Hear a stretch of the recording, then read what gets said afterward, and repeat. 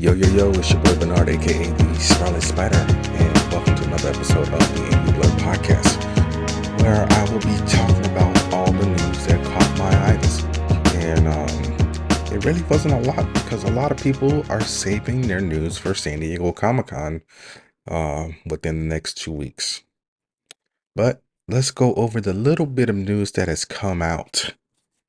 So we knew that the Spider-Man Noir series was coming from Prime Video. Nicolas Cage was doing an interview with the New Yorker, and he said that it's going to be 8 episodes long. And he said it's more of a pop art mashup, like a Lynchstein painting with some sparkle to it.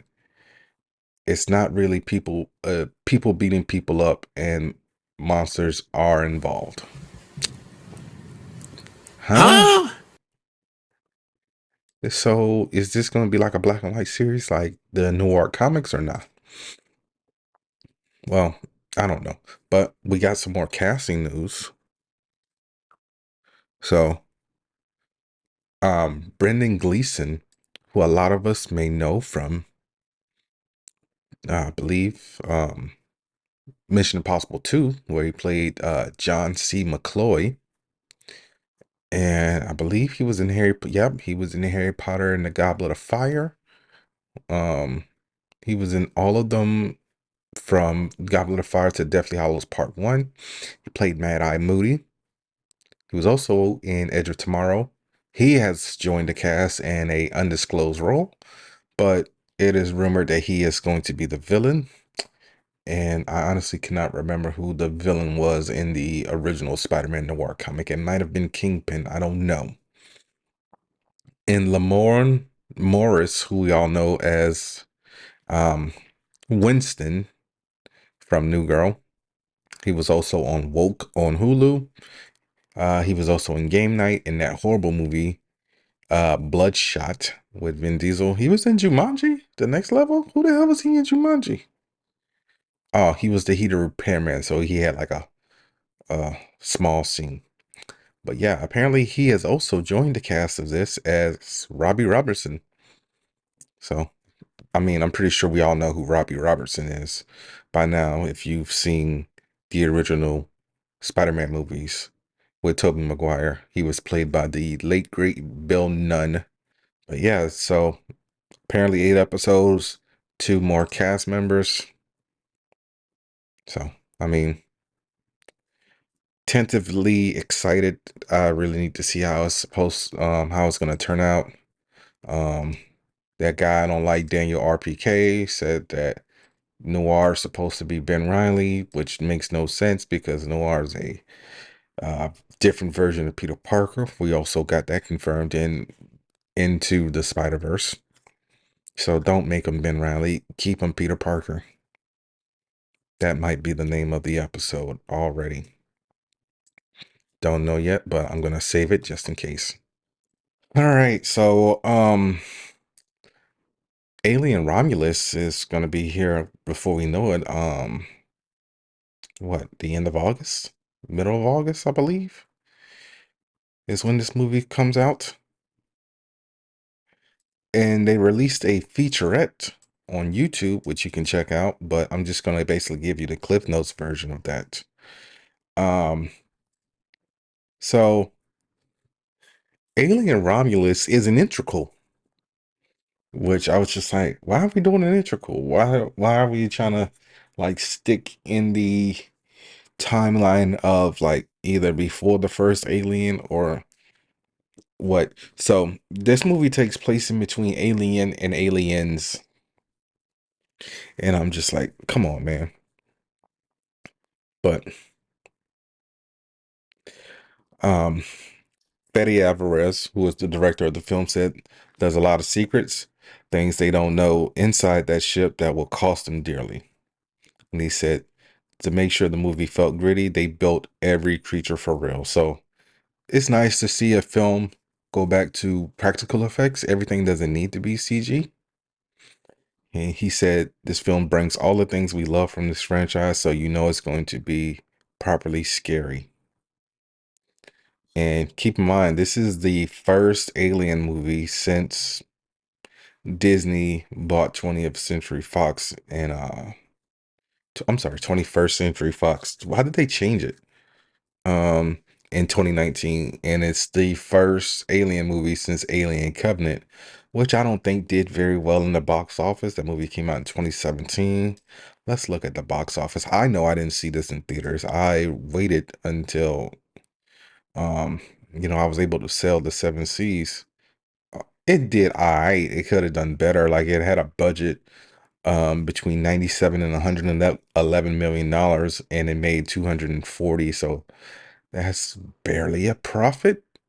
So, like I said before, in order for a movie to make a profit, has to make at least double. So it made double, but it barely, scratched the surface. So I I don't know if they would consider that a loss or what. I mean, at least they didn't break even like Universal did with the Fast X. Sorry guys, I'm recording this at 1 in the morning because by the time you hear this, I will be recuperating from SuperCon, which I don't know why I decided to do this so late. I guess probably because I'm going to be in Miami all freaking day, and hopefully my car doesn't get towed this time around.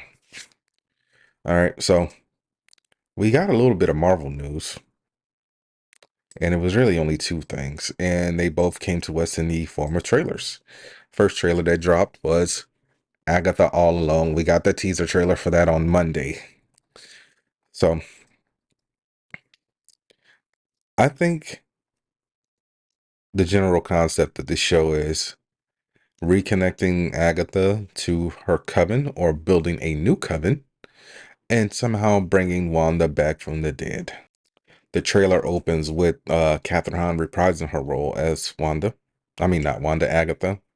And she is a police detective who finds Wanda dead in the woods of blunt force trauma. And Wanda was allegedly crushed to death as the main villain, obviously, of Doctor Strange and the Multiverse of Madness.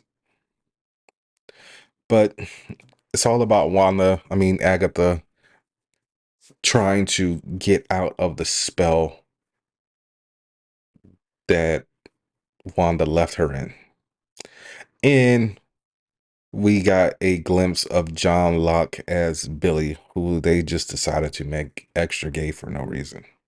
Yes, Billy's gay in the comics, but he's not fingernail polish gay, but whatever. I mean, hopefully the show is good. We're getting a 2-episode premiere, and I believe it's dropping on September 26th. Let me double check this real quick. Survey says, September 18th. So yeah. Stars Captain Hahn. I'm sorry, Joe Locke, Aubrey Plaza, Miles Gutierrez, Emma Caulfield, Patty Lapone, and let's see who else was in here. Ali An, Maria Disla, Paul Adelstein, Deborah Jo Rope will be returning as Sharon Davis from WandaVision, where she played Mrs. Hart in the fictionalized WandaVision sitcom. Shazir Zamata. Oh, I know her. Yeah, she's from SNL. But yeah, so September 18th, hopefully it's good. And we got the trailer for Captain America Brave New World. So if you've been living under a rock for like the past 2 days at the time of this episode dropping, where have you been? So Anthony Mackie is in the lead role of this, finally stepping up to the mantle of Captain America after what? When did Falcon and Winter Soldier come out? I feel like that was 4 years ago. Falcon and the Winter Soldier. Survey says I need to buy the box set. Well, the steel book on from Walmart. Oh, 2021. So 3 years. So yeah. It looks like we got a combination of like spy espionage a la, Captain America and the Winter Soldier meets White House Down. But apparently, Thaddeus Ross, his whole security team has been infiltrated. So the whole plot is I'm sorry, Thaddeus Ross is trying to make Captain America part of the American government once again in response to new and mysterious threats.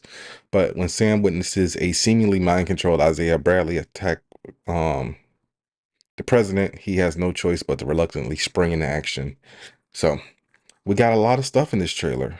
We got the retconning of a Marvel's comic books character named Sabra, who they've decided to make into a former Black Widow because of the character's original origin. She was a part of the IDF, which is the Israeli Defense Forces.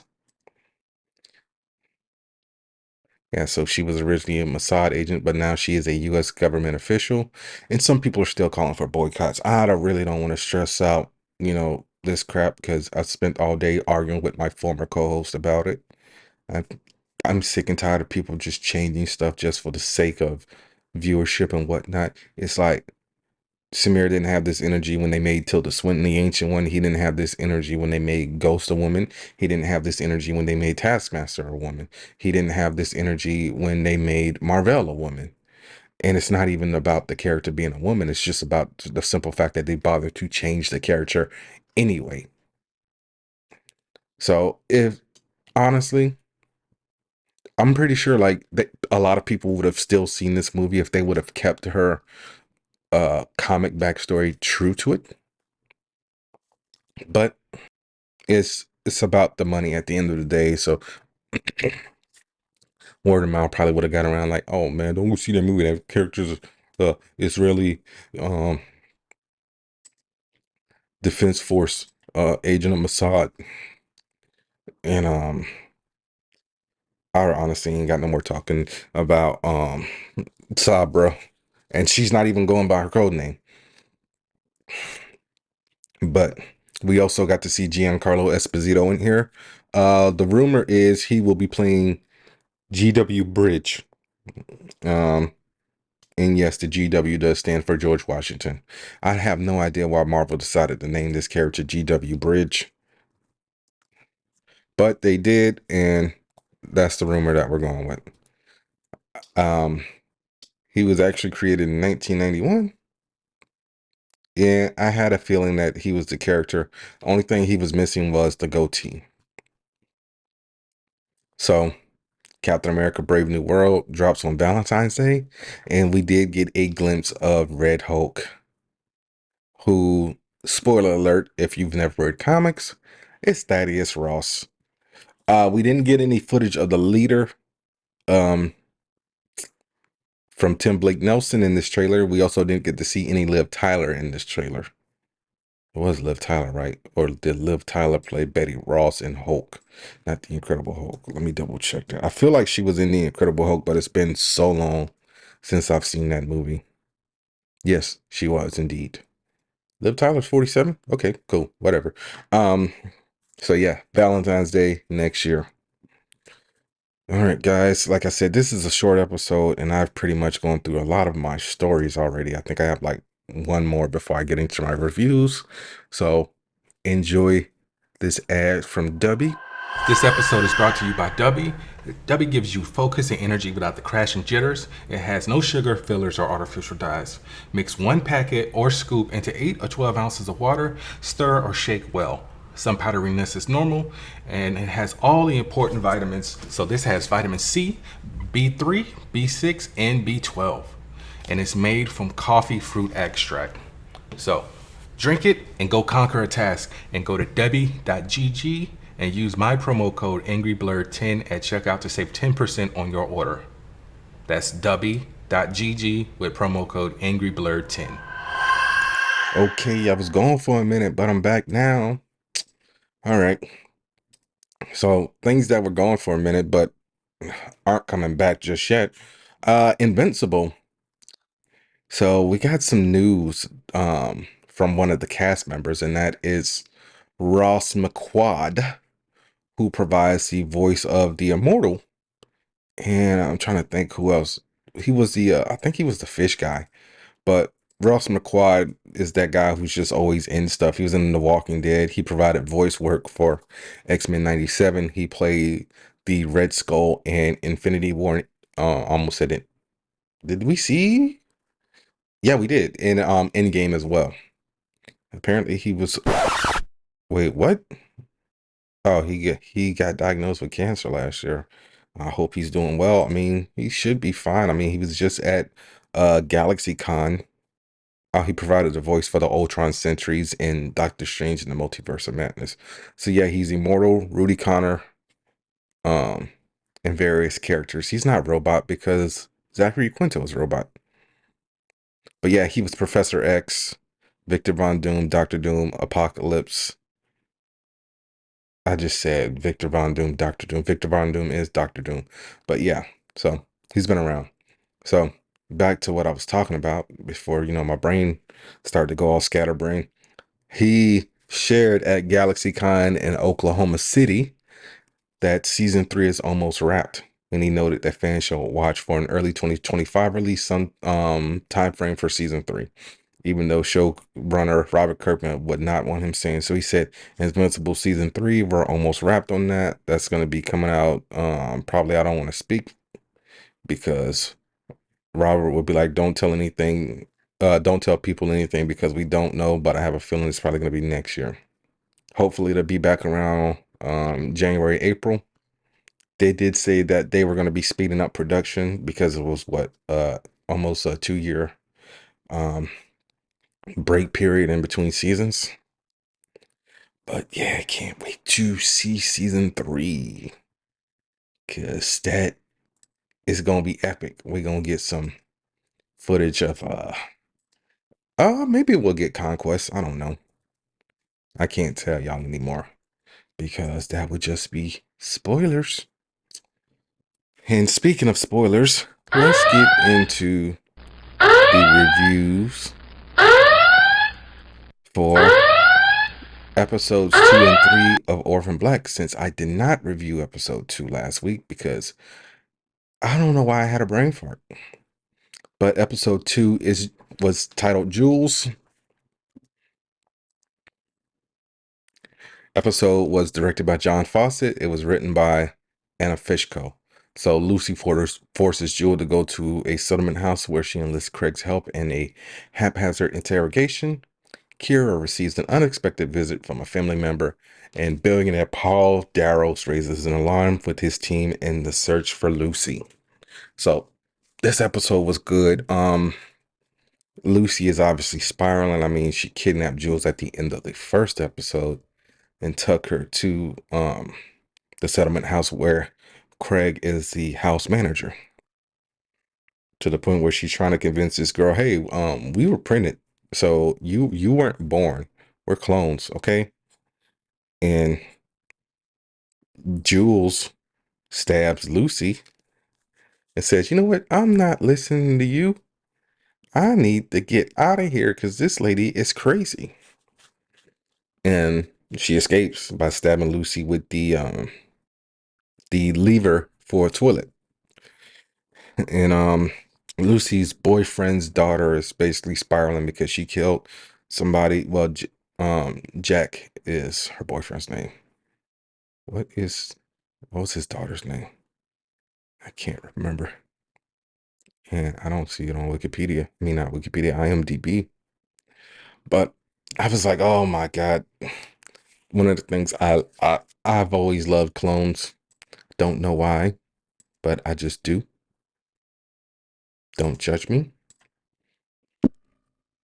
But yeah, that episode was good. Then episode 3, Pegasus Girl, um, directed by Don Wilkinson and written by Amy Louise Johnson. So this one starts with a flashback of Jules waking up in the hospital from her quote unquote accident where she lost her long-term memory, while they have a doctor basically try to force feed her false memories. And then we cut to present day where she starts to put the pieces together and she goes back to Lucy and they're going to try to figure this out together. Meanwhile, Kira is at a blood drive with her son and his new girlfriend, and everybody's donating blood, but I think Kira took the girlfriend's blood, and who knows what she's going to use it for. But I was like, oh my goodness, can we just get on the same page? But it's good. Y'all watch Orphan Black Echoes. If you haven't watched the first series, because this does indeed tie back to Orphan Black, because Felix, who was a character in Orphan Black, shows up in episode 2 of Echoes, and did I just say Kira or Felix? I'm so sleep deprived. Felix shows up in episode 2, but Kira is the daughter of Sarah, who was played by Tatiana Maslany, as I told you guys 2 weeks ago. All right, let's get into The Acolyte, episode 7, Choice, directed by Kogonada, written by Charmaine the Great. So, as I told you guys, flashback episode, so we called it. So this is from Soul's point of view about everything that happened. And all I got to say is Soul ain't shit, okay? Soul decided to let May possibly die. But yeah, so we found out why Soul and Dara, Torben, and Kanaka were on Brendock. So they were investigating Vergences, which was a powerful, massive force aspect of the force, I mean. And Brendock was actually destroyed years ago in a hyperspace accident, but somehow it's a thriving planet now.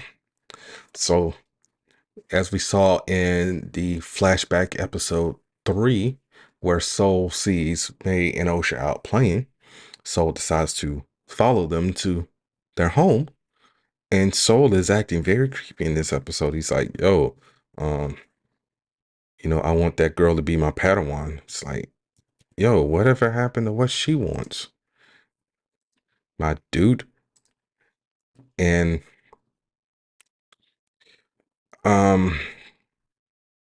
so we just go through the same rigmarole as the last time around, where the Jedi go to the Coven of Witches and they talk to them and try to get them to let the girls take the test. May goes in there, lies on the test, and so more or less try to convinces Osha to, be truthful. And Adara's like, yo, you kind of coerced this girl into taking this test. You don't know if that's what she wants, really. But we also see Osha tell her mother that she wants to be a Jedi, and she goes to the council and she's like, yeah, I'm gonna let May go, and things just go left to the point where Soul kills Indara, I mean not Indara, what is Jodie Turner Smith's character's name again? Mother Anastasia, and Mother Coral loses it, and her and a bunch of the other sister witches take control of Kanaka, and that's how Torben got that big scar on his head. And May did indeed burn down the house. Well, burn down the home. It's not a house, but so they were May and Osha were on a bridge that was about to collapse, and Soul used the force to hold it up. But Soul decided to let May fall and lie to Osha about what happened to her sister. And so Soul ain't shit. And I can't wait till he gets his comeuppance. So the episode was good. I just really wish we would have gotten like some of this in like flashbacks and not a whole episode that was a flashback, because next week, series finale coming up. So it's like, y'all use your penultimate episode for a flashback. But whatever. I mean, hopefully it gets renewed for another season. If it doesn't, oh well. All right, let's get into episode 7 of The Boys, which was titled The Insider, which was directed by Katrina McKenzie and written by Paul Greylock. Sister Sage is slowly getting pushed out of Homelander's good graces after the incident that happened at the party with her being shot in the head and being lobotomized and just eating cake like a 6-year-old. And she has been replaced by a firecracker in her breast milk. And the boys also found out that Homelander and Newman are planning to kill the president. And Mother's Milk decides to tell the team, yo, I'm out after that panic attack. I can't do this anymore. Butcher's back in charge. Butcher decides to come clean about kidnapping Samir and chopping off his leg to make the virus. And Butcher puts Kimiko and Frenchie in charge of Samir.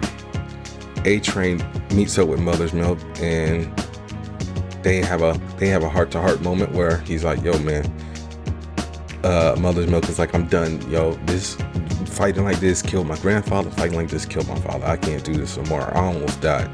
And A-Train tells him like, yo, me saving you was like the first time in a long time I've genuinely felt like a hero. We find out that Sage actually hired the killer to take out the president, and the killer is indeed a shapeshifter who is a very chameleon-like character. It kind of like the way the killer transformed, it reminded me of Lovecraft Country when Wumi Masoka's character, she would take this serum to become white, and like it was very like gruesome and painful, like the way she would transform. It was also like on some Hemlock Grove stuff, so like she would be pulling off her skin and crap like that and contorting, but the killer got away. Samir also gets away from Frenchie and Kimiko after he injects Kimiko with the virus, and Frenchie ends up cutting off her leg. Huey is trying to appease to Vicky about